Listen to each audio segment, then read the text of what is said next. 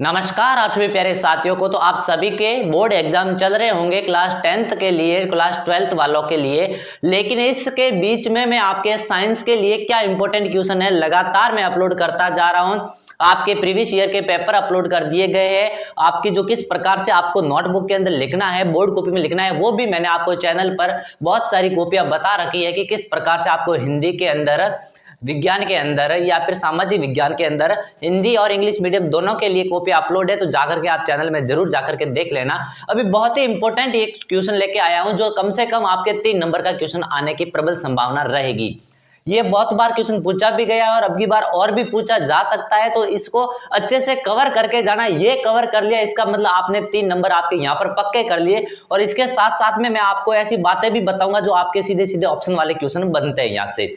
तो आपको एक क्वेश्चन आता है एग्जाम के अंदर कि कोई 3 प्रतिरोध है, R1 है, R2 और R3 है, जो श्रेणी क्रम के अंदर जुड़े हुए हैं, तो उनका सूत्र व्युत्पत्ति कीजिए।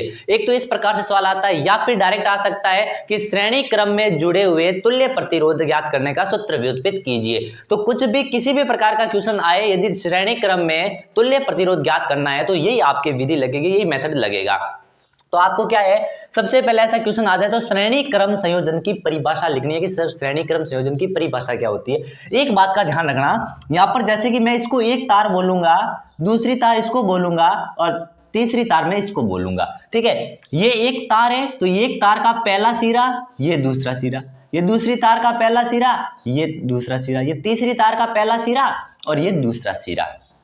अब इसकी परिभाषा कैसे लिखूं, बहुत ही आसान है। यदि अंत तक जुड़े रहे तो वादा करता हूं कि आपको पक्का समझ में आ जाएगा। और इस वीडियो के अंदर वही टेक सकता है जिसको भगवान चाहता है कि इसके भी मतलब बढ़िया परसेंटेज बनने चाहिए। तो अब देखो, तो सबसे पहले तो इसके अंदर आपको देखना है कि इसकी परिभाषा कैसे बनाएंगे श्रेणी क्रम संयोजन की। तो ये एक तार, ये दूसरी तार, ये तीसरी तार, तो परिभाषा कैसे बनाओगे, जब किसी एक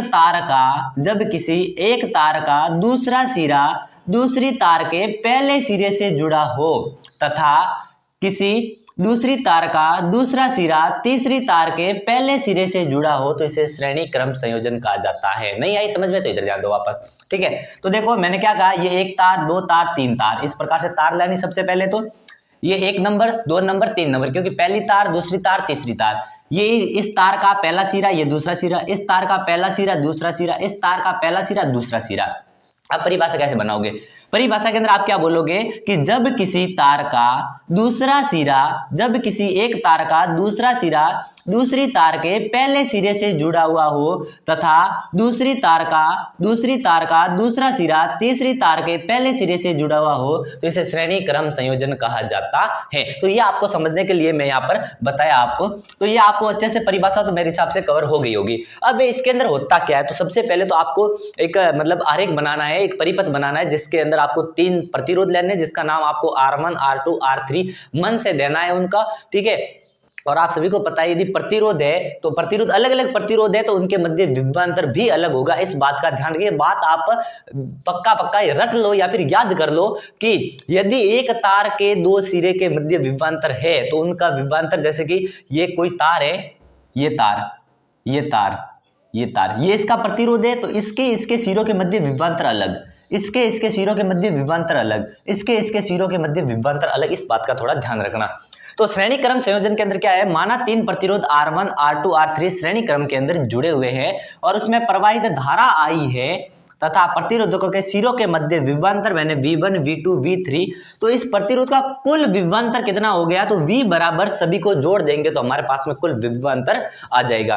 तो मैंने पहले चित्र बना दिया, 3 तार लिए, उनके प्रतिरोध है, जिसको एक को R1, दूसरे को R2, तीसरे को R3। R1 के सिरों के मध्य विभवांतर V1, R2 सिरों के मध्य V2 और R3 के मध्य V3। एक कुंजी लगा दी, इसमें बैटरी जोड़ दी और इसमें धारा प्रवाहित करी।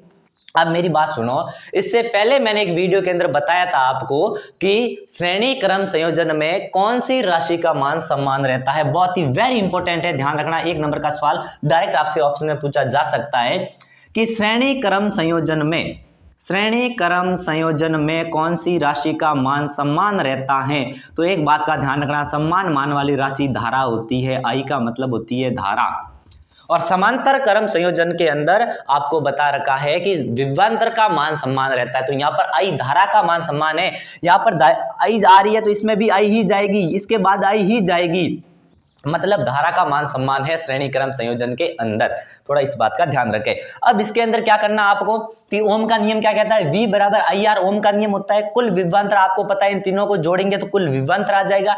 तो अब इसके यदि हम इसके एक तार के लिए ओम का नियम लगाना चाहे तो V बराबर आई आर होता है। तो इसमें देखो धारा कौन सी आ रही है, आई आ रही है, पहले के अंदर धारा आई, प्रतिरोध क्या है, R1 है, विभवांतर क्या है, V1 है। तो आप सभी को पता है ओम का नियम V बराबर आई आर होता है। तो V1 मतलब इसके लिए I धारा का मान समान है, R1 प्रतिरोध है तो R1 लिख दिया बस। इसी प्रकार ये दूसरा है V2, इसके लिए तो V2 बराबर आई क्योंकि धारा का मान समान है और R2 इसमें हमने लिख दिया, और V3 में R3 हमने लिख दिया, R3 इसका है, V3 ये है और I का मान समान है।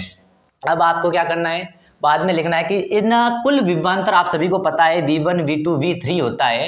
तो कुल विभवांतर मतलब समीकरण 1 2 3 को आप जोड़ने पर इधर देखो V बराबर V1 plus V2 plus V3, V का मान ओम के नियम से V बराबर आई आर मैंने लिख दिया, V1 का मान हमारे पास में IR1 लिख दिया, V2 का मान IR2 लिख दिया, V3 का मान IR3 मैंने लिख दिया। तो यहाँ पर अब आप मेरी बात सुनो कि ये I इधर पड़ा है, इन सभी के मध्य I आ रहा है, I तो I मैंने कॉमन ले लिया, तो ये कॉमन ले लिया, I से I कट गया, फिर R बराबर R1 plus R2 plus R3, ये हमारा श्रेणी क्रम संयोजन में फॉर्मूला है सूत्र ज्ञात करने का। एक बात का ध्यान रखना, यदि ये क्वेश्चन नहीं आता है और कोई छोटा क्वेश्चन आ जाए, आपके न्यूमेरिकल क्वेश्चन आ जाए, तो एक बात का ध्यान रखना, ये फॉर्मूले बेस्ड क्वेश्चन आते हैं। तो जिसके अंदर आपको 3 प्रतिरोध दे दिए जाएंगे कि 3 प्रतिरोध है, श्रेणी क्रम में जुड़े सूत्र व्युत्पत्ति कीजिए, तो ये फॉर्मूला लगाना है। तो नए वीडियो आपके पास में आते रहेंगे, तब तक के लिए आप सभी को राधे राधे।